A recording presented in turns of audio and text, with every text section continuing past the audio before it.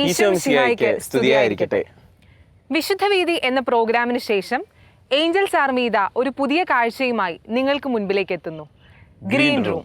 വിശുദ്ധ യോഹന്നാന്റെ സുവിശേഷം 15-ാം അധ്യായം 16-ാം വാക്യത്തിൽ നാം ഇപ്രകാരം വായിക്കുന്നുണ്ട്: നിങ്ങൾ എന്നെ തിരഞ്ഞെടുക്കുകയല്ല, ഞാൻ നിങ്ങളെ തിരഞ്ഞെടുക്കുകയാണ് ചെയ്തത്. ദൈവം ഇങ്ങനെ തിരഞ്ഞെടുത്ത് നിയോഗിച്ച ചില ജീവിതങ്ങളെ നമ്മൾ പരിചയപ്പെടുന്നു, അവരുടെ മാതാപിതാക്കളെയും. ഒപ്പം സന്യാസ ജീവിതത്തിലെ അനുഭവങ്ങളും ഇന്ന് പങ്കുവെക്കപ്പെടുന്നു. ഗ്രീൻ റൂമിലേക്ക് ഏവർക്കും സ്വാഗതം.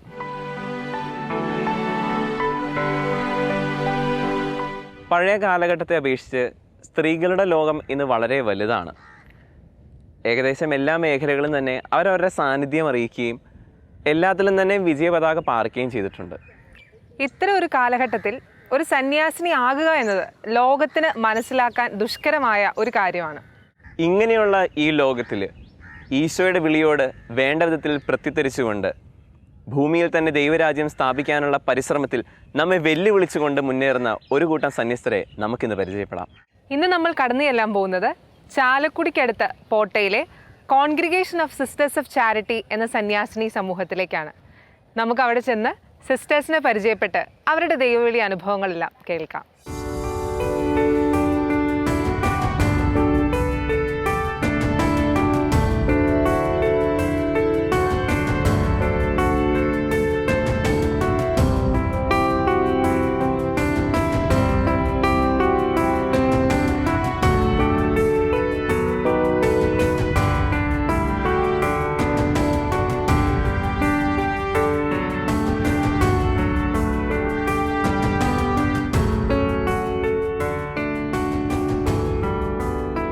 ഞങ്ങൾ ഈ കോൺവെന്റും ഇവിടുത്തെ കോൺഗ്രിഗേഷനെ കുറിച്ചും ഒക്കെ ഒന്ന് അറിയാനും കാണാനും ഒക്കെ വന്നതാണ്. അപ്പം ഈ സഭയെ കുറിച്ചും നിങ്ങളെക്കുറിച്ചും ഒക്കെ ഞങ്ങൾക്കൊന്ന് പറഞ്ഞു തരാമോ? ധന്യൻ അഗസ്റ്റിൻ ജോൺ ഊക്കനച്ചനാൽ സ്ഥാപിതമായ congregation of the sisters of charity എന്നാണ് ഞങ്ങളുടെ സന്യാസിനി സമൂഹത്തിൻ്റെ പേര്. ഇപ്പോൾ ഏകദേശം 800ഓളം സിസ്റ്റേഴ്സ് ഉണ്ട് ഞങ്ങൾക്ക്. സ്ഥാപക പിതാവിൻ്റെ ക്യാരിസം എന്ന് പറയുന്നത് ക്രൂശിതനായ ഈശോയുമായി താതാത്മ്യം പ്രാപിച്ച് അവിടുത്തെ കരുണാർദ്ര സ്നേഹം സ്വന്തമാക്കി സാധുജനങ്ങളുടെ സമഗ്ര വിമോചനം സാധ്യമാക്കുകയാണ് ഞങ്ങളുടെ ക്യാരിസം എന്ന് പറയുന്നത്. അപ്പോൾ സ്ഥാപക പിതാവ് ചെയ്തുകൊണ്ടിരുന്നത് ആവശ്യക്കാരെവിടെയുണ്ടോ അവരിലേക്ക് ഇറങ്ങി ചെല്ലുക എന്നതാണ്. സ്ഥാപക പിതാവ് ജീവിച്ചിരുന്ന കാലഘട്ടം നമുക്കറിയാം, വളരെ ദാരിദ്ര്യമൊക്കെയുള്ള സമയമായിരുന്നു. അപ്പോഴും മറ്റുള്ളവർക്ക് കൊടുക്കുന്നതിൽ ഒരുപാട് സംതൃപ്തി സ്ഥാപക പിതാവിനുണ്ടായിരുന്നു. അപ്പോൾ ആദ്യത്തെ മക്കളോടൊക്കെ പറയും, പഴയ അമ്മമാരോടൊക്കെ പറയണം, ഞങ്ങൾ കേട്ടിട്ടുണ്ട്, എല്ലാം തമ്പുരാൻ നടത്തി തരും. ഇതായിരുന്നു സ്ഥാപക പിതാവ് എപ്പോഴും പറഞ്ഞുകൊണ്ടിരുന്നത്. അത്രയും ആഴമായ ദൈവപരിപാലനയുള്ള വിശ്വാസം ഞങ്ങളുടെ സ്ഥാപക പിതാവിനുണ്ടായിരുന്നു. അപ്പോൾ എല്ലാം തമ്പുരാൻ നടത്തിത്തരും എന്ന് ഏത് ഒരു പ്രതികൂല സാഹചര്യങ്ങളിലും സ്ഥാപക പിതാവ് ആദ്യത്തെ അമ്മമാരോട് പറഞ്ഞു കൊടുത്തിരുന്നു. ആ ചൈതന്യമാണ് ഞങ്ങൾക്കും എന്ത് കാര്യം ഉണ്ടായാലും ദൈവപരിപാലനയിലുള്ള വിശ്വാസത്തെ മുറുകെ പിടിക്കാനുള്ള ഒരു തീക്ഷ്ണത ഞങ്ങൾക്കുണ്ട്. ഞങ്ങളുടെ കോൺഗ്രിഗേഷന് 3 പ്രൊവിൻസാണുള്ളത്: Maria province, DePaul province, Santhome province. അപ്പോൾ ഈ പ്രൊവിൻസിൽ ഇത് ഞങ്ങളുടെ പ്രൊവിൻഷ്യൽ ഹൗസാണ്, ഇരിങ്ങാലക്കുട പ്രൊവിൻസിൻ്റെ കീഴിലുള്ള പ്രൊവിൻഷ്യൽ ഹൗസ്. ഇവിടെ പ്രൊവിൻഷ്യാളമ്മ, കൗൺസിൽ ടീം അംഗങ്ങൾ, പിന്നെ കുറേ സിസ്റ്റേഴ്സ് ഉണ്ട്. ഇവരെ പലരെയും നമുക്ക് ഈ സമയങ്ങളിൽ പരിചയപ്പെടാം. ഒരു സിസ്റ്റർ ഡോക്ടർ അമൂല്യ, പിന്നെ ഈ അടുത്ത് കഴിഞ്ഞ വർഷം ബെസ്റ്റിഷൻ സ്വീകരിച്ച സോനയുടെ ഫാമിലി ഇന്ന് നമ്മുടെ കൂടെയുണ്ട്. അത് ഒരു പ്രത്യേകം ഇൻസ്പയർ ചെയ്ത കുടുംബം തന്നെയാണ്. കാരണം ചേട്ടൻ സെമിനാരി ജീവിതം തിരഞ്ഞെടുത്തു, സോന ഞങ്ങളുടെ സന്യാസിനി സമൂഹത്തിൽ സിസ്റ്ററായി കഴിഞ്ഞ വർഷം. വളരെ സന്തോഷമുള്ള കാര്യമാണ് അവരെ കൂടെ പരിചയപ്പെടുത്തുക എന്നുള്ളത്. അപ്പോൾ സഭയെ പറ്റി നമുക്ക് ബ്രീഫായിട്ട് വളരെ സൂപ്പറായിട്ടാണ് സിസ്റ്റർ ഞങ്ങൾക്ക് പരിചയപ്പെടുത്തി തന്നു. ഞങ്ങൾക്ക് സിസ്റ്ററെ ഒന്ന് പരിചയപ്പെടാം. എൻ്റെ പേര് സിസ്റ്റർ ആൻസി തേനൻ. വീട്ടിൽ 3 മക്കളാണ് ഞങ്ങൾ. അപ്പച്ചൻ ചെറുപ്പത്തിലേ മരിച്ചു, അമ്മ, പിന്നെ മൂത്ത ചേച്ചി ഈ കോൺഗ്രിഗേഷനിൽ തന്നെ സിസ്റ്ററാണ്. രണ്ടാമത്തെ ചേച്ചി കുടുംബജീവിതം തിരഞ്ഞെടുത്തു, സന്തോഷമായിട്ട് ജീവിക്കുന്നു. പിന്നെ സിസ്റ്റർ ഞാനിപ്പോൾ 2015 എൻ്റെ ഫസ്റ്റ് പ്രൊഫഷൻ കഴിഞ്ഞത്. കഴിഞ്ഞ വർഷമായിരുന്നു നിത്യവ്രതം ചെയ്തത്. നിങ്ങൾ 3 പെൺമക്കളാണല്ലോ. സിസ്റ്ററുടെ മൂത്ത ചേച്ചിയും സിസ്റ്ററാണ്. അപ്പോൾ സിസ്റ്റർ ഇങ്ങോട്ട് വരുമ്പം ഉള്ള സിസ്റ്ററുടെ ആ ഒരു ദൈവവിളി അനുഭവം എങ്ങനെയാണ്? ഇതിനു മുമ്പ് എങ്ങനെയായിരുന്നു വീട്ടിൽ? പിന്നെ എങ്ങനെയാണ് ഒരു ദൈവവിളി തിരഞ്ഞെടുത്ത് ഇങ്ങോട്ട് വരാനും കാരണം? എനിക്ക് ചെറുപ്പം മുതലേ ആഗ്രഹം ഉണ്ടായിരുന്നു ഈശോയുടെ മണവാട്ടി ആവുക എന്നത്. അത് പ്രത്യേകമായിട്ട് എന്നെ ഇൻഫ്ലുവൻസ് ചെയ്ത വ്യക്തി എൻ്റെ അമ്മ തന്നെയാണ്. അമ്മയ്ക്ക് 3 പേരും സിസ്റ്റർ ആവാൻ ആഗ്രഹം തന്നെ ഉണ്ടായിരുന്നു. ഞങ്ങൾ 3 പേരും വന്നത് തന്നെയാണ് രണ്ടാമത്തെ ചേച്ചി കുടുംബജീവിതം തിരഞ്ഞെടുത്തു 1-2 വർഷത്തിന് ശേഷം. അതും ഒരു വിളിയാണല്ലോ, അതുകൊണ്ട്. അപ്പോൾ എനിക്ക് എന്നെ ഏറ്റവും കൂടുതൽ സ്പർശിച്ച ഒരു കാര്യം അമ്മയുടെ പ്രാർത്ഥനാ ജീവിതം തന്നെയാണ്. ഇപ്പോഴും ഞാൻ ചെല്ലുമ്പോൾ അമ്മയുടെ അടുത്താണ് കിടന്നുറങ്ങുക. തള്ളക്കോഴിയുടെ ചൂടെന്നൊക്കെ പറയില്ലേ, അമ്മയുടെ പ്രാർത്ഥനയുടെ ചൂടാണ് ചിലപ്പോൾ ഞങ്ങളുടെയൊക്കെ ബലം. അതായത് അമ്മ 3 മണിക്കൊക്കെ എഴുന്നേറ്റ് പ്രാർത്ഥിക്കും. ആ സമയത്ത് ഞങ്ങൾക്ക് ഒരു വലിയ ധൈര്യമാണ്. നമ്മൾ എഴുന്നേറ്റ് കഴിയുമ്പോൾ അമ്മ ഇങ്ങനെ കണ്ണീരോടെ കൈകൂപ്പി കുടുംബത്തിന് വേണ്ടി, സമർപ്പിതർക്കൊക്കെ വേണ്ടി പ്രാർത്ഥിക്കുന്ന ഒരു അമ്മേനെ ഇപ്പോൾ പുതുതലമുറ ചേച്ചിയുടെ കൊച്ചുങ്ങളെ കൂടെ അത് അമ്മ പഠിപ്പിക്കുന്നുണ്ട്. സമർപ്പിതർക്കും എല്ലാവർക്കും നിലനിൽപ്പിൻ്റെ വരം നൽകണം എന്ന ഒരു പ്രാർത്ഥന അവരെ കൂടെ പഠിപ്പിച്ചിട്ടുണ്ട്.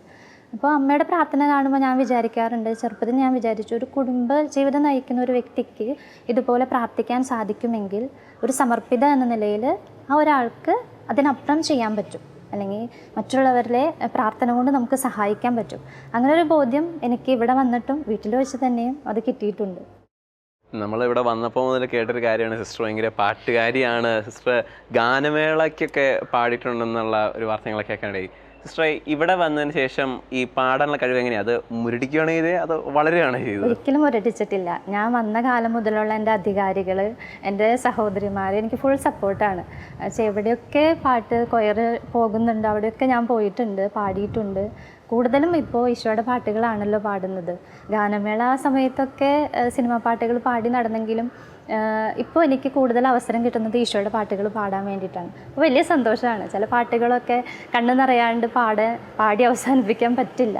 അതുപോലെ ഈശോ ഒരുപാട് സ്നേഹം കൊണ്ട് എന്നെ നിറച്ചിട്ടുണ്ട് പാട്ടുകളിലൂടെ.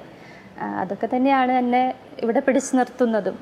നമ്മളിവിടെ ഓരോ സിസ്റ്റേഴ്സിനെ പരിചയപ്പെടുമ്പോഴും നമുക്ക് മനസ്സിലാവുന്ന ഒരു കാര്യം, അവർ വന്നതിലും കൂടുതൽ സന്തോഷത്തിലും ആഘോഷത്തിലുമാണ് അല്ലേ? സന്യാസ ജീവിതം അവർ ആസ്വദിക്കുകയൊക്കെ ചെയ്യുവാൻ. സിസ്റ്റർ അതിനെക്കുറിച്ച് എന്താ പറയാനുള്ളത്? ഒരു ഗാനമേള അങ്ങനത്തെ ഒരു ഒരു വൈബ് സെറ്റപ്പിൽ നിന്ന് ഇങ്ങോട്ട് വന്നിട്ട് എങ്ങനെയുണ്ടെന്നൊന്ന് പറയാമോ? ഇപ്പോൾ ഫ്രണ്ട്സൊക്കെ ഞാൻ പോണ സമയമൊക്കെ ഇപ്പോൾ പറഞ്ഞു, അത് കൂട്ടിലടയ്ക്കപ്പെട്ട പക്ഷിയുടെ പോലെ ജീവിക്കരുത്. ഞാൻ പറയും, ഒരിക്കലും സന്യാസം കൂട്ടിലടയ്ക്കപ്പെട്ടതല്ല, പറന്നുയരാനുള്ള പോസിബിലിറ്റീസ് ഉള്ള സ്ഥലമാണ്. യഥാർത്ഥ സ്വാതന്ത്ര്യത്തിലേക്ക് വളരണമെങ്കിൽ, അങ്ങനെ ഒരു ലൈഫ് ആസ്വദിക്കണമെങ്കിൽ നമുക്ക് ഇവിടെ ജീവിക്കുമ്പോഴാണല്ലോ നമുക്കതിൻ്റെ പോസിറ്റീവ് എനർജി എന്താണെന്ന് മനസ്സിലാക്കാൻ സാധിക്കുക. ഒരിക്കലും കൂട്ടിലടയ്ക്കപ്പെട്ട പക്ഷിയല്ല, അല്ലെങ്കിൽ മഠത്തിലുള്ളവരുടെ സ്നേഹവും സൗഹൃദവും അത് ഇങ്ങനെ നിറഞ്ഞു കിടക്കുന്നതാണ്. അത് നമുക്ക് പുറമേ നിന്ന് വീക്ഷിക്കുന്നവർക്ക് ചിലപ്പോൾ ഇത് മണ്ടത്തരാണ്, ഭോഷത്തരാണ് എന്നൊക്കെ തോന്നിയാലും, പക്ഷെ ഇവിടെ ജീവിക്കുമ്പോൾ ഞാൻ പറയും, ഇതൊരിക്കലും കയ്പല്ല, ഇരട്ടി മധുരം തന്നെയാണ്. അതാണ് എനിക്ക് പറയാനുള്ളത്. ഇവിടുത്തെ ഓരോ സഹോദരിമാരും ഇപ്പം എന്താ നമ്മുടെ വീടിൻ്റെ പ്രശ്നമായിക്കോട്ടെ, എൻ്റെ പേഴ്സണൽ മാറ്റർ ആയിക്കോട്ടെ, ഇവിടെ ഓടിച്ചെന്നിരിക്കാൻ ഞങ്ങൾക്കൊരു ഇടമുണ്ട് സ്വന്തമായിട്ട്. ഈശോയുടെ അടുത്ത് ചെന്നിരുന്നാൽ മതി, എല്ലാം സോൾവ് ആയിക്കോളും.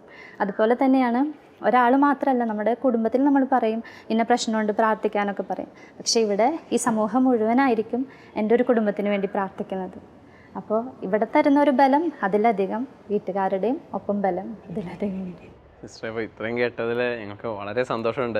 പ്രത്യേകിച്ച് ഇങ്ങനെ കഴിവുകളൊക്കെ ഇപ്പോൾ സിസ്റ്റർ നേരത്തെ പറഞ്ഞൊരു സംഗതിയുണ്ട്, ഇപ്പോൾ കൂട്ടിലടയ്ക്കപ്പെട്ടൊരു ജീവിതം, അത് ഇപ്പോഴത്തെ തലമുറ ഭയങ്കരമായിട്ട് ഹൈലൈറ്റ് ചെയ്ത് കാണിക്കുന്ന ഒരു സംഗതിയാണ്. പ്രത്യേകിച്ച് മഠങ്ങളിൽ ചേർന്ന് അതോടെ തീർന്നു, ഇപ്പോൾ സെമിനാരിൽ ചേർന്ന അവരങ്ങനെ പോയി അയ്യോ എന്ന് പറഞ്ഞ് നിലവിളിക്കുന്നവരാണ് നമ്മുടെ ഇപ്പോഴത്തെ തലമുറ. അപ്പോൾ അവർക്കൊക്കെ ഭയങ്കര ഒരു ഐ ഓപ്പണിങ് തന്നെയാണ് സിസ്റ്ററിൻ്റെ ഈ ഒരു കോട്ടിങ് എന്ന് പറയുന്നത്.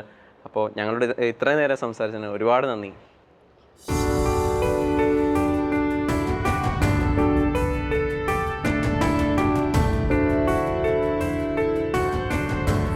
സിസ്റ്റർ ഒരു ഡോക്ടറാണ്, ഒരു ഗൈനക്കോളജിസ്റ്റും കൂടെയാണ്. അപ്പോൾ സിസ്റ്ററുടെ ജോലി മേഖലകളെക്കുറിച്ച് ഞങ്ങളോടൊന്ന് സംസാരിക്കാം. ഇവിടെ അടുത്തൊരു ഹോസ്പിറ്റലിലാണ് വർക്ക് ചെയ്യുന്നതെന്ന് പറഞ്ഞു. അപ്പം ജോലിയെക്കുറിച്ചൊന്ന് ഞങ്ങൾക്ക് പറഞ്ഞു തരാമോ?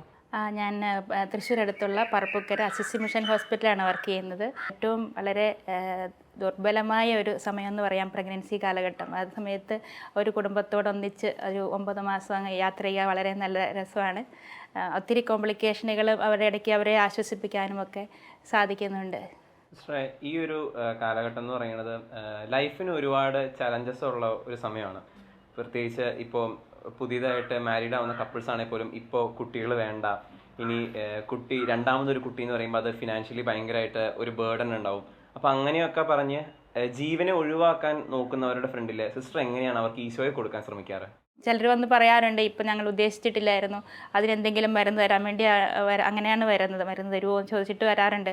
അപ്പം അത് ഞാൻ കുഞ്ഞ് നന്നായി വളരാനുള്ള മരുന്ന് തരാം, അങ്ങനെയൊക്കെ നമ്മൾ ഇതൊരു നിങ്ങൾക്ക് ഇപ്പോൾ ഒരു കുഞ്ഞിനെ തരുന്നൊരു പദ്ധതിയുണ്ട് അങ്ങനെയൊക്കെ പറയുമ്പം പലരും എന്നാൽ ശരി, എന്നാൽ എനിക്ക് ഗുളിക എഴുതി തരേ, അടുത്ത് എന്നാൽ സ്കാനിങ്ങിന് എന്ന് വരേണ്ടത്, അങ്ങനെ ഒന്ന് മാറാറുണ്ട്. പിന്നെ അവർക്ക് ആ കുഞ്ഞുങ്ങൾ പിന്നെ വളരെ ഏജായിട്ട് ഇതുവരെയും പ്രതീക്ഷിച്ചിട്ടൊരു ആദ്യത്തെ കുഞ്ഞിനൊരു മൂന്നാമത്തെയൊക്കെ പ്രഗ്നൻസി ആകുവാണെങ്കിൽ രണ്ടാമത്തെ ആൾക്കാർ കുട്ടികളൊക്കെ ചിലപ്പോൾ വളരെ വലുതായി കാണും. അപ്പോൾ അവർക്കൊക്കെ പുതിയൊരു കുഞ്ഞിനെ സ്വീകരിക്കാനൊരു നാണക്കേടൊക്കെ ഉണ്ട്. പക്ഷേ മക്കൾക്ക് എപ്പോഴും സന്തോഷമാണ് ഒരു അനുജത്തിയെ കിട്ടുക, അനുജനെ കിട്ടുക എന്ന് പറഞ്ഞാൽ. അപ്പോൾ അത് അവരെ മനസ്സിലാക്കി കൊടുത്ത് പിന്നെ അവർക്ക് എല്ലാവർക്കും കുടുംബത്തിന് മുഴുവൻ ഒരു സന്തോഷമുള്ളൊരു അനുഭവമാണ് പിന്നീട് കണ്ടിട്ടുള്ളത്. ഇത് നിങ്ങളുടെ പ്രൊവിൻസ് ഹൗസ് അല്ലേ സിസ്റ്റർ, പ്രൊവിൻഷ്യൽ ഹൗസ് അല്ലേ? അപ്പോൾ ഇവിടുത്തെ കമ്മ്യൂണിറ്റി ലൈഫിനെ കുറിച്ചൊന്ന് സംസാരിക്കാമോ? അതും സിസ്റ്റർക്ക് പിന്നെ ജോലിക്കൊക്കെ പോകണമല്ലോ, അപ്പോൾ അങ്ങനത്തെ കാര്യങ്ങളൊക്കെ ഒന്ന് പറഞ്ഞു തരാമോ? ഇത് ഞങ്ങളുടെ പ്രൊവിൻഷ്യൽ ഹൗസാണ്. ഞാൻ നിൽക്കുന്നത് നമ്മുടെ ഒരു ഹോസ്പിറ്റൽ കമ്മ്യൂണിറ്റി ഉണ്ട്, ഹോസ്പിറ്റലിനോട് ചേർന്ന്. എനിക്ക് കമ്മ്യൂണിറ്റിയെക്കുറിച്ച് പൊതുവായി പറയാനുള്ളത്, ഞാൻ ഒത്തിരി വാത്സല്യമുള്ളൊരു ഭവനത്തിൽ നിന്ന് വന്നതാണ്. ആ ഒരു വാത്സല്യവും സ്നേഹവും എനിക്ക് കമ്മ്യൂണിറ്റിയിലും ഇവിടെ കോൺവെൻറ്റിൽ വന്നതിന് ശേഷവും നന്നായി അനുഭവിച്ചിട്ടുണ്ട്. അപ്പോൾ അത് ഞാനിപ്പോൾ നമ്മൾ ഓർക്കും, നമുക്ക് ഇത്ര സ്നേഹവും വാത്സല്യമുള്ള മാതാപിതാക്കളെ സഹോദരങ്ങളെയൊക്കെ വിട്ട് എങ്ങനെയെന്ന് എങ്ങനെ ആ ചെറിയ പ്രായത്തിൽ കോൺവെൻറ്റിൽ വന്ന് 15 വയസ്സിൽ കോൺവെൻറ്റിൽ ചേർന്നാണ്, ഇവിടെ വന്നിട്ടാണ് പഠിക്കുകയൊക്കെ ചെയ്തത്. പ്രീ ഡിഗ്രി മുതൽ ഇവിടെ മുതൽ തന്നെയാണ് പഠിച്ചത്. പക്ഷേ അതൊരു മിസ്സിംഗ് ആയിട്ട് എനിക്ക് തോന്നിയിട്ടില്ല. ആ ഒരു വാത്സല്യവും സ്നേഹവും എനിക്ക് ഇവിടുന്ന് തന്നെ ചെറുപ്പം മുതലേ, ഫോർമേഷൻ മുതൽ തന്നെ ഇപ്പോൾ വരെയും അത് അനുഭവിക്കുന്നുണ്ട്.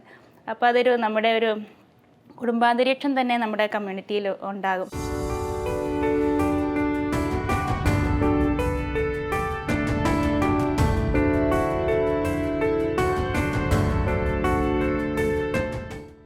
ഡെന്നിസമ്മേ, അമ്മ സ്ഥാപക പിതാവിൻ്റെ ഒക്കെ കൂടെ പ്രവർത്തിച്ചിട്ടുണ്ടല്ലോ. അപ്പോൾ സ്ഥാപക പിതാവിൻ്റെ കൂടെയുള്ള അമ്മയുടെ അനുഭവങ്ങൾ ഒന്ന് പറയാവോ? സ്ഥാപിതാവ് നല്ല എല്ലാവരോടും സ്നേഹം, പാവങ്ങളോട് വളരെ നികമ്പയുണ്ടായിരുന്നു. പാവങ്ങൾക്ക് എന്തും കൊടുക്കാനും നല്ല നന്മനസ്സുണ്ടായിരുന്നു. ആരുമില്ലാത്തവരൊക്കെ എടുത്ത് നോക്കി അന്വേഷിക്കുക എല്ലാം ചെയ്തിരുന്നു. മത്തി വന്നാലും പാവങ്ങളോടും അവശരോടും നല്ല സ്നേഹത്തോട് പെരുമാറുകയും രോഗികളെ നല്ലപോലെ സ്നേഹിക്കുകയും എല്ലാം ചെയ്തിരുന്നു. ഞങ്ങളുടെ മക്കളോട് നല്ല അനുകമ്പയോട് പെരുമാറുകയും എല്ലാം കൃത്യമായിട്ട് ചെയ്യാനും പ്രവർത്തിക്കാനും പ്രാർത്ഥിക്കാനും, കൂടുതൽ പാവങ്ങൾക്ക് വേണ്ടി പ്രാർത്ഥിക്കാനും മറ്റുള്ളവർക്ക് വേണ്ടി പ്രാർത്ഥിക്കാനും എല്ലാം പറഞ്ഞു തരുമായിരുന്നു.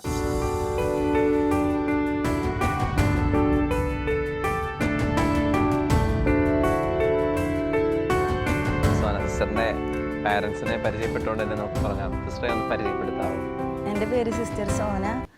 എൻ്റെ വീട് ഇവിടെ അടുത്ത് പോട്ടയിൽ വാഴക്കുന്ന് എന്ന് പറയുന്ന സ്ഥലത്ത് തന്നെയാണ്. പിന്നെ ഇതെൻ്റെ അപ്പച്ചൻ്റെ പേര് തോമസ്. അപ്പച്ചൻ യൂണിയനിൽ വർക്ക് ചെയ്തുകൊണ്ടിരിക്കുകയാണ്, ഇപ്പോൾ റിട്ടയർഡായി. പിന്നെ അമ്മ ജോബി, അമ്മ നവ്യ ബേക്കറിയിലെ അക്കൗണ്ടൻ്റാണ്. പിന്നെ എനിക്കൊരു ചേട്ടനുണ്ട്, ചേട്ടൻ്റെ പേര് ശ്രീജസ്. അവനിപ്പോൾ ഇരിങ്ങാലക്കുട സെമിനാരിയിൽ 9ാം വർഷം പഠിച്ചുകൊണ്ടിരിക്കുകയാണ്. എൻ്റെ കുടുംബം തന്നെയാണ് എൻ്റെ ദൈവവിളിയുടെ ഒരു അടിസ്ഥാനം എന്ന് പറയണത്.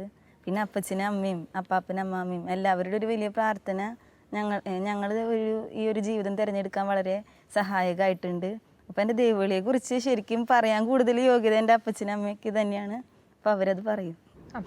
അപ്പച്ചൻ്റെ 2 മക്കളും ഈശോയ്ക്ക് വേണ്ടി അവരിറങ്ങി. ഒരാൾ സെമിനാരിയിലും ഉണ്ട്, ഒരാൾ ദൈവ സിസ്റ്ററായിട്ട് അടുത്തുമുണ്ട്. എങ്ങനെയാ നിങ്ങളുടെ കുടുംബം ഇവരെ ഒരുക്കിയത്? ദൈവവിളിക്ക് വേണ്ടി എങ്ങനെ ഒരുക്കിയെന്ന് ഒന്ന് പറയാമോ? എനിക്ക് 2 മക്കളാണ് ഉള്ളത്. മൂത്താൾ 8 കൊല്ലം മുമ്പ് +2 കഴിഞ്ഞതിന് ശേഷം സെമിനാരിക്ക് പോയി. അപ്പം മുന്നറിയിപ്പൊന്നും തന്നിട്ടുണ്ടായിരുന്നില്ല. ആ സെമിനാരിക്ക് പോകണമെന്നാണ് ഒരു 2 ദിവസം മുമ്പാണ് പറഞ്ഞിരുന്നത്. അത് കഴിഞ്ഞ് ആൾ സെമിനാരിക്ക് പോയി. മറ്റേ അപ്പൻ്റെ അമ്മ ഉണ്ടായിരുന്നു. അപ്പം അമ്മയ്ക്ക് ഭയങ്കര വിഷമമായി. ഞങ്ങൾ വീട്ടിൽ പ്രാർത്ഥനയുണ്ട്, അല്ലാണ്ട് വേറെ ഈ പള്ളി ഇങ്ങനെ സിസ്റ്ററും കന്യാസ്ത്രീയാവാനുള്ള പ്രാർത്ഥനയൊന്നും ഉണ്ടായിരുന്നില്ല. അവർക്ക് സ്വയം തോന്നിപ്പോയി തന്നെയാണ് 2 പ്രാർത്ഥന ഒന്നും വീട്ടിൽ പ്രാർത്ഥന. അതുപോലെ പള്ളിയിൽ ഞാൻ ഞായറാഴ്ച ദിവസം മാത്രമേ പള്ളിയിൽ പോകാറുള്ളൂ. ഭാര്യ എന്നും പള്ളിയിൽ പോകാറുണ്ട്. മക്കളും ഈ ഒഴിവുള്ള ദിവസങ്ങളും മാത്രമേ പള്ളിയിൽ പോകുള്ളൂ, ബാക്കിയുള്ള ഞായറാഴ്ചയും പോവും. മോനും മറ്റേ ഈ ഓൾട്ടർ ബോയ്സായിരുന്നു, എഴുതി തുടങ്ങി. ആളും തന്നെ ഞാൻ പറഞ്ഞിട്ടുണ്ടായില്ല ഇങ്ങോട്ട് പോകാമെന്ന കാര്യം. ആൾ 2 ദിവസം മുമ്പ് പറഞ്ഞു. മോള് +2 പരീക്ഷ ഒരു 2 വിഷയം കഴിഞ്ഞതിന് ശേഷമാണ് പറഞ്ഞത്. രണ്ട് മക്കളെയും ഈശോയ്ക്ക് വേണ്ടി വിട്ടു കൊടുക്കുമ്പം ഒരപ്പച്ചൻ ഉണ്ടാവുന്ന ആത്മസംഘർഷം ഞങ്ങൾക്ക് മനസ്സിലാവും അല്ലേ ഡാനി? പക്ഷെ നിങ്ങൾ ആ ഈശോയ്ക്ക് കൊടുത്ത യെസ് എന്തോരം വിലപ്പെട്ടതാണെന്നുള്ളത് നമുക്കിനി കാത്തിരുന്ന് കാണാം. കാരണം രണ്ട് മക്കളെ നിങ്ങൾ ഈശോയ്ക്ക് വേണ്ടി വിട്ടു കൊടുത്തതാണല്ലോ. അപ്പോൾ അമ്മച്ചി, ഇപ്പോൾ അപ്പച്ചൻ പറയുകയുണ്ടായി ഒരു ദിവസമാണ് പെട്ടെന്ന് വന്ന് സിസ്റ്റർ വന്ന് കാര്യങ്ങൾ ഇങ്ങനെ പറയുന്നത്, അവതരിപ്പിക്കുന്നത്, ഇങ്ങനെ നടത്തി പോകുന്നത്. അന്നത്തെ ദിവസം സംഭവിച്ചത് ഒന്ന് ഓർത്തെടുക്കാമോ?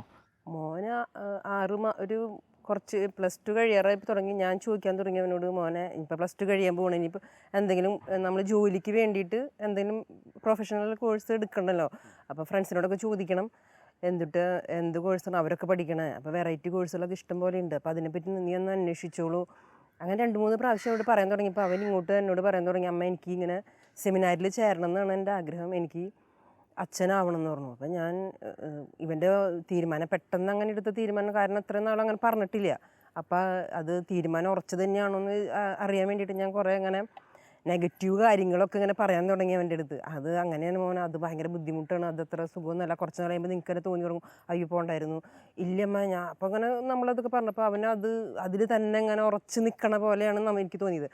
അപ്പം ഞാൻ പതുക്കെ ചേട്ടനോട് പറഞ്ഞു, ഇങ്ങനെ അവൻ ഇങ്ങനെയാണ് പറയണത്, ഇനി ചേട്ടൻ എങ്ങനെയാണ് തീരുമാനിക്കണമെന്ന് അറിയില്ല. അപ്പോൾ അവൻ എല്ലാ കാര്യങ്ങളും അപ്പച്ചനായിട്ട് ഭയങ്കര ഫ്രണ്ട്സാണ് അവർ, അപ്പച്ചൻ്റെ അടുത്ത് കളിക്കലും ഇതൊക്കെ. പക്ഷേ ഈ കാര്യം എന്ത് ചെയ്ത് അവൻ അപ്പച്ചനോട് പറയില്ല. എന്നിട്ട് ഞാൻ പിന്നെ അമ്മ പറഞ്ഞാൽ മതി എന്ന് പറഞ്ഞു. അവന് ഭയങ്കര പേടി അപ്പച്ചനോട് പറയാൻ. 4 വർഷത്തിന് ശേഷമാണ് സിസ്റ്റർ പോകുന്നതല്ലേ? അവള് അതായത് പരീക്ഷ +2ൻ്റെ പരീക്ഷ 2 കൂടി ഉള്ളൂ. ആ 2 പരീക്ഷയ്ക്ക് മുന്നാണ് ഇവള് ഇങ്ങനെ സിസ്റ്റർ ആവാൻ പോകണം അങ്ങനെ ഒരു ആഗ്രഹം പറഞ്ഞത്. അപ്പോൾ പിന്നെ ഭയങ്കര സീനായിരുന്നു വീട്ടിൽ, ഭയങ്കര കരച്ചിലും ബഹളമൊക്കെ ആയിരുന്നു. അപ്പോൾ ഇവള് പറഞ്ഞു, അപ്പച്ചനോട് ഇപ്പോൾ പറയണ്ട, എൻ്റെ പരീക്ഷ മൊത്തം കഴിഞ്ഞിട്ട് പറഞ്ഞാൽ മതി, കാരണം അപ്പച്ചൻ അല്ലെങ്കിൽ കുത്തിരുന്ന് കരയാൻ തുടങ്ങും, അപ്പോൾ അപ്പച്ചനോട് പറയണ്ടെന്ന് പറഞ്ഞു. പക്ഷേ എനിക്ക് ചെന്നിട്ട് കിടന്നിട്ട് എടുക്കാൻ പറ്റണില്ല, കാരണം നമുക്ക് ഒരാൾ പോയി അതിൻ്റെ പിന്നാലെ അടുത്ത ആളും പോകാന്ന് പറയുമ്പോൾ നമുക്കതൊരു ഇതല്ലേ. അത് കഴിഞ്ഞിട്ട് പിന്നെ അന്ന് തന്നെ രാത്രി ഞാൻ ചെന്ന് ചേട്ടൻ്റെ അടുത്ത് പറഞ്ഞു, എല്ലാവരും ഉറങ്ങി കഴിഞ്ഞപ്പോൾ ഞാൻ ചേട്ടനെ വിളിച്ച് പുറത്ത് കൊണ്ടിട്ട് ഞാൻ ചേട്ടൻ പറഞ്ഞു, അവള് സിസ്റ്റർ ആവാൻ പോകണമെന്നാണ് പറയണേ, എനിക്ക് കിടന്നിട്ട് ഉറക്കം വരണില്ല, കിടക്കാൻ വരണില്ല, ഉറക്കം വരണ്ടല്ല, കിടക്കാൻ വരണില്ല, എനിക്ക് എഴുന്നേറ്റ് കുത്തിരിക്കുക. ചേട്ടൻ പറഞ്ഞു, അവൾക്ക് അങ്ങനെയാണ് തീരുമാനം എന്നുണ്ടെങ്കിൽ അവൾ അങ്ങനെ പോട്ടെ, നമുക്കിപ്പോൾ എന്ത് ചെയ്യാൻ പറ്റും, ദൈവവിളിയല്ലേ. അങ്ങനെ രണ്ടാളും പറഞ്ഞു. ഒരാഴ്ച കഴിഞ്ഞു. അപ്പോൾ ഞാൻ എൻ്റെ അനിയത്തി ഇവിടെ ഈ കോൺവെൻറ്റിൽ കോൺഗ്രിഗേഷൻ തന്നെയാണ്. അപ്പോൾ ആളുടെ അടുത്ത് പറഞ്ഞു, ആള് അങ്ങനെ ഒരു 2 ആഴ്ചയ്ക്കുള്ളിൽ ആള് പോയി, അവളും സിസ്റ്റർ ആകുമ്പോൾ. ഒരു കേട്ടതാണ് ഞങ്ങൾ, സിസ്റ്റർ ഇങ്ങനെ ഒരു പഞ്ച് ഡയലോഗൊക്കെ പറഞ്ഞാണ് സിസ്റ്റർ ആവാൻ പോയെ എന്നിങ്ങനെ നേരത്തെ പറയുന്നത്. അതെന്തായിരുന്നു അമ്മച്ചി, അതെങ്ങനെയാണ് സിസ്റ്റർ അവതരിപ്പിച്ചേ? അത് ഞാനും അവളും കൂടി ഒരു ഫൈറ്റിങ് നടത്തിയതാണ്, വെറുതെ ഒരാവശ്യമില്ലാത്ത കാര്യമാണ്. അപ്പം ഞാൻ അന്ന് നമുക്കറിയില്ല ഇവള് സിസ്റ്റർ ആകാൻ പോകുന്ന നമുക്കറിയില്ലല്ലോ. അപ്പം ഞാൻ ഇവളോട് പറഞ്ഞു, നീ ഈ സ്വഭാവമൊക്കെ വെച്ചിട്ട് വേറൊരു വീട്ടിൽ പോയിട്ടുണ്ടെങ്കിൽ എങ്ങനെ അത് അവിടെ ആയിട്ട് അഡ്ജസ്റ്റ് ആവും, അത് ഇപ്പോഴേ തുടങ്ങി അവിടെയുള്ള ഇപ്പം നമ്മൾ വേറെ വീട്ടിൽ ചെന്നു അവിടുത്തെ ആ രീതികളായിട്ട് നമ്മൾ ഇതാവണ്ടേ. ഞാൻ ദേഷ്യത്തിലാണ് പറയണ അവളുടെ അടുത്ത്. അപ്പോൾ അവൾക്ക് ദേഷ്യം കൂടുതലായി. അപ്പോൾ പറഞ്ഞു, അമ്മ എന്തിനാ ഏത് നേരം ഞാൻ വേറെ വീട്ടിലേക്ക് പോകും എന്ന് പറയണേ, അമ്മയ്ക്ക് ഇത് നേരം 24 മണിക്കൂർ ഞാൻ വേറെ വീട്ടിൽ പോകും. ഞാൻ പറഞ്ഞു, അങ്ങനെ വേറെ വീട്ടിലേക്ക് പോകുമെന്ന് പറഞ്ഞില്ല, എന്തായാലും ജീവിതകാലം മുഴുവനും അപ്പച്ചൻ്റെ അമ്മച്ചിയും കൂടെ ജീവിക്കാൻ പറ്റില്ല, നിങ്ങൾക്ക് കല്യാണം കഴിച്ച് വേറൊരു ജീവിതം എന്തായാലും ഉള്ളതാണ്. അപ്പോൾ അതിനു വേണ്ടി നമ്മൾ ഇപ്പോഴേ തന്നെ ഒരുങ്ങണം. അവിടുത്തെ സാഹചര്യം, അവിടുത്തെ ഭക്ഷണ രീതികൾ, ഇതൊക്കെ ഞാൻ പറഞ്ഞു കൊടുത്തിട്ട്. അപ്പോൾ രണ്ടാളും മുഖം മുറിപ്പിച്ചിരിക്കണം. അന്നത്തെ ദിവസം ഒന്നും മിണ്ടിയില്ല. പിറ്റേ ദിവസം അത് എന്നും വഴക്കൂടിയാലും പിറ്റേ ദിവസം രണ്ടാളും വരും, അമ്മ സോറി അങ്ങനെയാണ് ഇങ്ങനെയാണെന്ന് പറഞ്ഞു. അപ്പോൾ പിറ്റേ ദിവസം വന്നു സോറി പറഞ്ഞു വരാണ്. എന്നിട്ട് ഞാനപ്പോൾ അവളുടെ അടുത്ത് വന്നിരുന്നു. അപ്പോൾ അവൾ പറഞ്ഞേ, അമ്മ എന്തിനു എപ്പോൾ നോക്കിയാലും ഞാൻ വേറെ വീട്ടിലേക്ക്, എനിക്കത് ഇഷ്ടമല്ലേ കേൾക്കണത്. അപ്പം ഞാൻ പറഞ്ഞേ, എൻ്റെ മോളെ പിന്നെ എന്തിട്ട് ചെയ്യാനാണ് നിൻ്റെ ആഗ്രഹം, എൻട്രൻസ് അപ്പോൾ അത്രയും നാളും പറഞ്ഞത് അവൾ എൻട്രൻസ് പോകണം, +2 കഴിയുമ്പോൾ എൻട്രൻസ് എഴുതണം എന്ന് പറഞ്ഞിട്ടുണ്ട് നീറ്റിൻ്റെ. അപ്പോൾ അപ്പച്ചനാണെങ്കിൽ പറഞ്ഞു, എൻട്രൻസ് കിട്ടണമെങ്കിൽ അപ്പച്ചനെ വിട്ടിട്ടായാലും എൻട്രൻസ് ഞാൻ MBBS പഠിപ്പിക്കും, അല്ലാണ്ട് അപ്പച്ചനെ കൊണ്ട് താങ്ങില്ല, നീ പഠിച്ചോന്ന് പറഞ്ഞു. അപ്പം നമ്മൾ ആ ഒരു പ്രതീക്ഷയിലാണല്ലോ നിൽക്കണത്. അപ്പം ഞാൻ ചോദിച്ചു, എന്തിട്ടാണ് നിൻ്റെ ആഗ്രഹം? അപ്പോൾ എൻട്രൻസ് എഴുതാനല്ലേ, MBBS-നല്ലേ, അതുക്കും മേലെ. അപ്പോൾ ആൾ പറഞ്ഞ ഡയലോഗ് അതുക്കും മേലെ എന്നാണ്. അപ്പോൾ ഞാൻ പറഞ്ഞു, എന്തിട്ട് അതുക്കും മേലെ, ഇനി എൻജിനീയറിംഗ് ആണോ? അതൊന്നല്ല, അതുക്കും മേലെ. അപ്പം ഞാൻ ചോദിച്ചു, എന്തിട്ട് എന്താ വെച്ചാൽ നീ പറയ്, അതുക്കും മേലെ എന്ന് പറഞ്ഞിട്ടിരിക്കുകയാണ്. അപ്പോൾ അവൾ പറഞ്ഞു, എനിക്ക് സിസ്റ്റർ ആവാൻ പോകണമെന്ന്. സിസ്റ്റർ അത് കേട്ടപ്പോൾ പിന്നെ ഭയങ്കര ഇതായിരുന്നു. ഈ അവസ്ഥയൊന്നും ആയിരുന്നില്ല നമ്മുടെ ഭയങ്കര കരച്ചിലൊക്കെ ആയിരുന്നു അവിടെ. അതെ. അപ്പം അത് കഴിഞ്ഞിട്ട് അപ്പം അങ്ങനെ അവളങ്ങനെ വിട്ടു. പിന്നെ അത് കഴിഞ്ഞിട്ട് പിന്നെ കുറേ പേര് അവളോട് തന്നെ ചോദിച്ചു, മോളെ ചേട്ടനാണെങ്കിൽ അങ്ങനെ പോയി, മോളും ഇങ്ങനെ പോയി, അപ്പച്ചനും അമ്മച്ചിക്കും പിന്നെ ആരുള്ളത്, അവർ തന്നെയാവില്ലേ? അപ്പോൾ അവൾ പറഞ്ഞത് അതൊക്കെ ഞങ്ങൾക്കൊരു ഇൻസ്പിറേഷൻ ആയിരുന്നു അവൾ അങ്ങനെ പറഞ്ഞപ്പോൾ. എന്നെയും ചേട്ടനെയും കർത്താവ് വിളിച്ചിട്ടുണ്ടെങ്കിൽ എൻ്റെ അപ്പച്ചനും അമ്മച്ചിനും കർത്താവ് നോക്കിക്കോളും, അങ്ങനെ ഒരു ഇത്. അപ്പോൾ അവളുടെ ഭയങ്കര, ഞാൻ പറഞ്ഞു കുറച്ച് നാൾ കഴിയുമ്പോൾ നിനക്കിത് വേണ്ട, കാരണം ഞാനും പോയിട്ട് ഒരു 2-3 മാസം കഴിഞ്ഞപ്പോൾ ഇങ്ങോട്ട് തിരിച്ചു വന്നത്. അപ്പോൾ ഞാൻ പറഞ്ഞു കുറച്ച് ദിവസം കഴിയുമ്പോൾ നിനക്ക് ഈ തോന്നും ചിലപ്പോൾ അത് വേണ്ടായിരുന്നു, ഇങ്ങനെ പോകണ്ടായിരുന്നു എന്ന് തോന്നിക്കഴിഞ്ഞാലോ. അപ്പം ഇങ്ങനെ കൈ പിടിച്ചു പറയും, ഇല്ല മാൻ ഞാൻ ചാവണം, ഞാൻ മരിക്കണം, ഇങ്ങനെയൊക്കെയാണ് ആൾ പറയണത്, ഞാൻ മരിക്കണം എന്നാലേ ഞാൻ തിരിച്ചു വരുള്ളൂ. അങ്ങനെയൊക്കെ അവളുടെ സംസാരത്തിൽ നിന്ന് തന്നെ നമുക്ക് അത് തന്നെയാണ് അവളുടെ വിളി. അത് ഇപ്പം തുടങ്ങി ഇതല്ല, അവളുടെ ഉള്ളിലേ ഉണ്ടായിരുന്നു, 2 പേരുടെയും ഉള്ളിൽ അത് ഉണ്ടായിരുന്നു എന്ന ഒരു ബോധ്യം ഞങ്ങൾക്ക് അപ്പം കിട്ടി. അതായത് അവരുടെ സംസാരത്തിൽ നിന്ന് നമുക്കത് മനസ്സിലായി അത് തന്നെയാണ്. അപ്പം ഞാൻ പറഞ്ഞു, അപ്പം ചേട്ടനോട് പറഞ്ഞിട്ടില്ലല്ലോ, അപ്പച്ചൻ സമ്മതിക്കുമോ മോളെ? അപ്പച്ചൻ ഇനിയിപ്പോൾ സീജുട്ടൻ പോയി ഇനി നീയും പോവാന്ന് പറയുമ്പോൾ അപ്പച്ചൻ സമ്മതിക്കുമോ? ഞാൻ ഒളിച്ചോടി പോയിട്ടല്ലോ ഞാൻ മടത്തി ചേരുമെന്ന് പറയുന്നത്. അങ്ങനെ പോയി കുറേ നാളത്തേക്ക് ഞങ്ങൾക്ക് അതിൻ്റെ ബുദ്ധിമുട്ടൊക്കെ ഉണ്ടായിരുന്നു, ഭയങ്കര വിഷമമൊക്കെ ആയിരുന്നു വീട്ടിൽ വരുമ്പോൾ.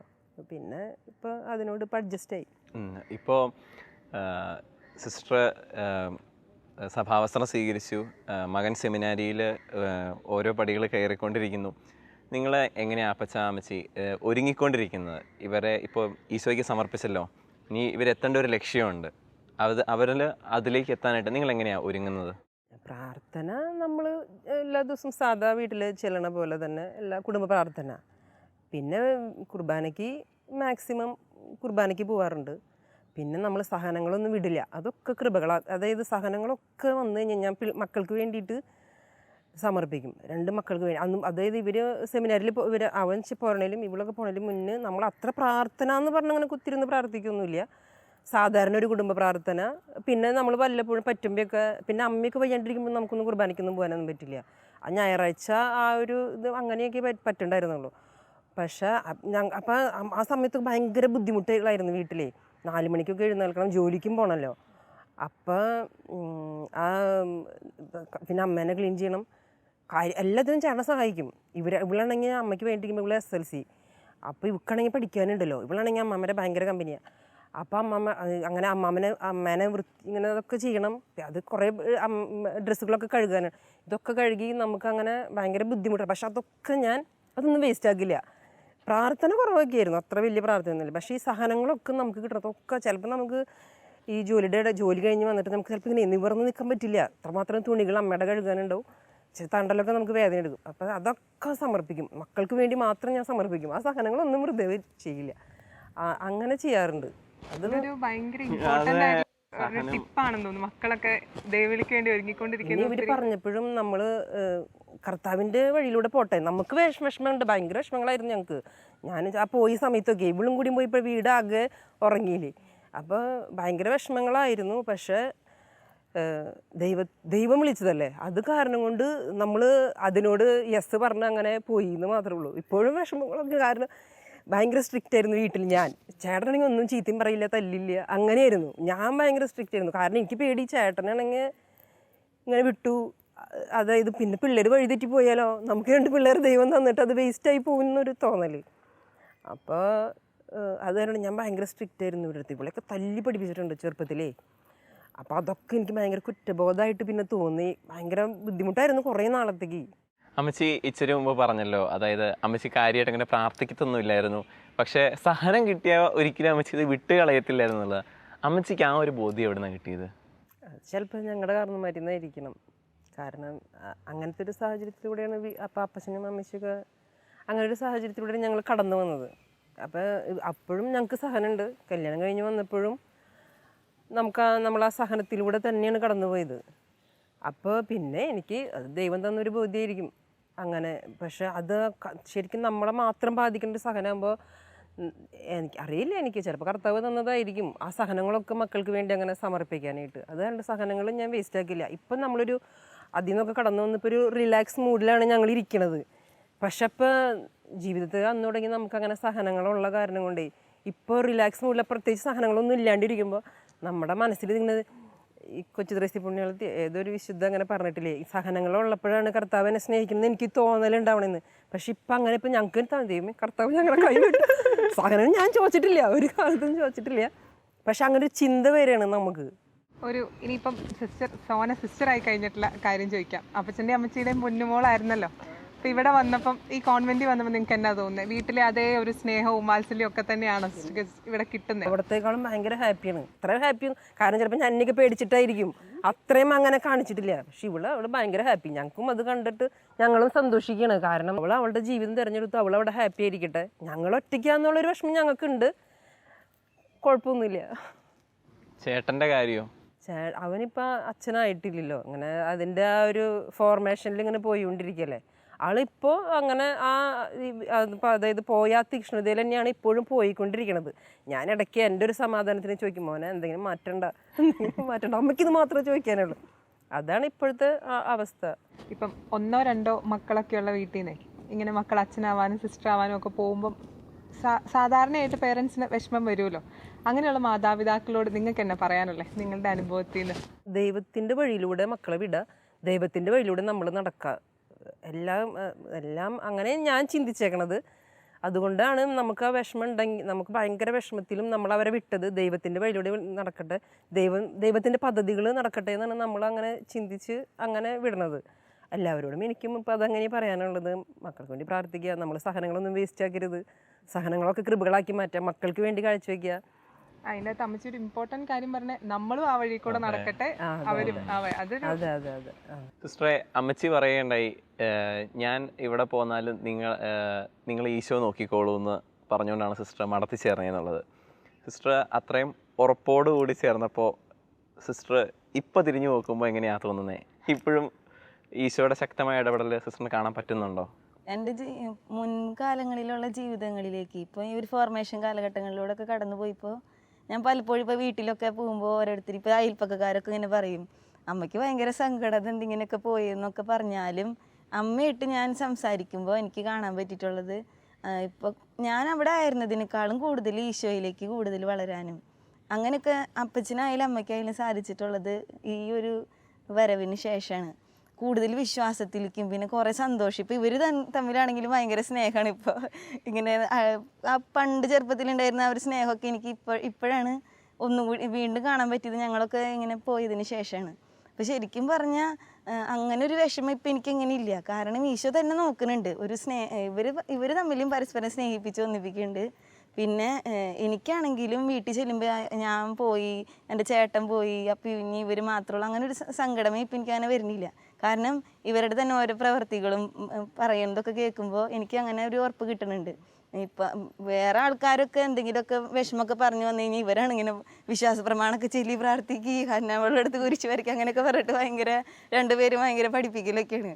അപ്പം ശരിക്കും പറഞ്ഞാൽ ഞങ്ങളെയും വിളിച്ചു, ഇവരും എന്തൊരു വലിയ കാര്യങ്ങൾക്കൊക്കെ വേണ്ടി ദൈവം വിളിച്ച ഒരു വലിയ ദൈവം തന്നെ കൂടെ നടക്കണ ഒരു വലിയ സന്തോഷം എനിക്ക് ഉറപ്പാണ്. അപ്പോൾ ഈശോ തന്നെയാണ് ശരിക്കും പറഞ്ഞാൽ ഈ ഒരു വിളി നൽകിയിട്ടുള്ളതും ഈശോ തന്നെ എൻ്റെ മാതാപിതാക്കളെ നോക്കുന്നത് എനിക്ക് ഉറപ്പുണ്ട്. ഒരു വീട്ടിലെ മോനെയോ മോളെയോ മാത്രമല്ല, മാതാപിതാക്കളെയും കൂടെയാണ് തമ്പുരാൻ വിളിക്കുന്നത് അല്ലേ? ആ ദൈവവിളി ഒരു ഫാമിലി പാക്കേജ് ആയിട്ടാണ് കൊടുക്കുന്നതെന്ന് തോന്നുന്നു. അങ്ങനെ ഇപ്പം ഞങ്ങൾക്ക് മനസ്സിലായത്. എന്തായാലും ഒത്തിരി സന്തോഷം സിസ്റ്ററുടെ അപ്പച്ചനെയും അമ്മച്ചീനെയും കാണാൻ പറ്റിയതിലും. ഞങ്ങൾക്കും കിട്ടി കുറേ ഇൻസൈറ്റ്സ് ഇതിൽ നിന്നേ, ഒത്തിരി കാര്യങ്ങൾ ഞങ്ങൾക്ക് മനസ്സിലായി. ഒത്തിരി നന്ദി.